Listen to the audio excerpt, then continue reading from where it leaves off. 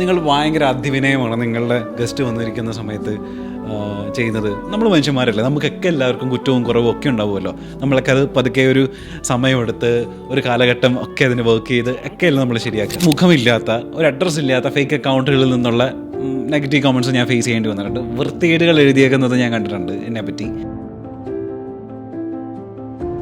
എനിക്ക് തോന്നുന്നു ഒരു കാലം കഴിയുന്ന സമയത്ത് ഇതേ ആളുകൾ ചിലപ്പോൾ എൻ്റെ അന്ന് ഫീച്ചർ ചെയ്ത ആ ജിഗോളയുടെ പോഡ്കാസ്റ്റിന് ചിലപ്പോൾ അഭിനന്ദിച്ചേക്കാം. എൻ്റെ മുൻപിലിരിക്കുന്നത് ഒരു തെങ്ങ് കയറ്റക്കാരനാണെന്നുണ്ടെങ്കിൽ നമുക്ക് എല്ലാവർക്കും ചിലപ്പോൾ അയാൾ തെങ്ങ് ചെത്താൻ പോകുന്ന തെങ്ങ് ഇതൊക്കെയാണെന്നുള്ളത് നമുക്ക് പറയാൻ പറ്റും. എൻ്റെ മുമ്പിലിരിക്കുന്നത് സെക്സ് വർക്കറാണ്. അദ്ദേഹത്തിൻ്റെ ക്ലയൻറ്റ്സ് ആരൊക്കെയാണ്, എന്തൊക്കെയാണ് അയാൾ ചെയ്യുന്നതെന്നുള്ളത് നമ്മൾ ഓരോ ക്ലയൻറ്റ്സിനോടും പോയി ചോദിക്കാൻ പറ്റത്തില്ല. അദ്ദേഹത്തിൻ്റെ ജീവിതത്തിൽ വളരെയധികം ഹാപ്പിയാണ്. അദ്ദേഹത്തിൻ്റെ മുഖം റിവീൽ ചെയ്തില്ലല്ലോ എന്നുള്ളൊരു പരാതി അല്ലാതെ വേറെ അദ്ദേഹത്തിന് എന്നോട് ഒരു പരാതിയില്ല. ഇല്ലായ്മകൾ പറഞ്ഞാൽ അല്ലെങ്കിൽ ദാരിദ്ര്യം പറഞ്ഞു കഴിഞ്ഞാൽ ആളുകളുടെ ഇഷ്ടം കൂടുതൽ കിട്ടുമെന്നുള്ളൊരു തെറ്റിദ്ധാരണയുണ്ടോ തോഫിക്ക്? അത് ഞാൻ പറയാൻ എന്തിനാണ് മടിക്കേണ്ടത്? ഞാൻ വളരെയധികം സത്യസന്ധമായിട്ട് എൻ്റെ കാര്യങ്ങൾ അവതരിപ്പിക്കുകയില്ല ചെയ്തത്. അപ്പോൾ എനിക്ക് തോന്നുന്നതിനെ വിമർശിക്കുന്നതിനേക്കാൾ കൂടുതൽ അതിനെ അഭിനന്ദിക്കുകയല്ലേ വേണ്ടത്.